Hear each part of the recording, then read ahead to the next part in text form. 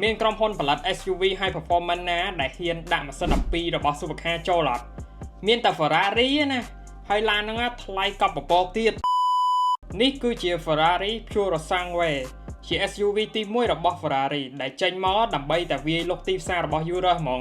ឡាននេះ Ferrari ហៅថា FUV បានន័យថា Ferrari Utility Vehicle វាមានទ្វារ5ដែរប៉ុន្តែអត់ practical ដូច SUV ផ្សេងៗសោះនិយាយទៅនេះក៏ដោយសារតែវាប្រើម៉ាស៊ីន Supercar Ferrari 6.5 លីត្រ V12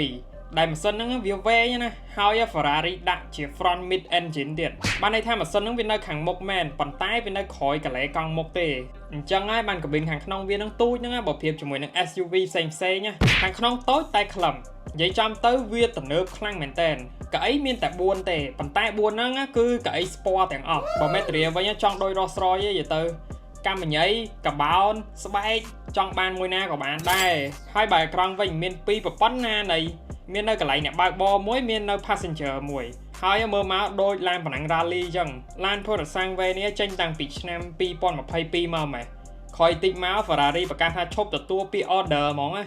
នេះក៏ដោយសារតែការកម្មង់ហ្នឹងលើសការគ្រោងទុករបស់ Ferrari ដែរ Ferrari ចាត់ទុកឡាននេះជា limited car ប៉ុន្តែมันបង្ហាញលេខទេសប្តាហ៍ថ្ងៃឡានហ្នឹងមានតម្លៃពី 60,000 ទៅ 70,000 អាលើហ្នឹងក៏មានដែរ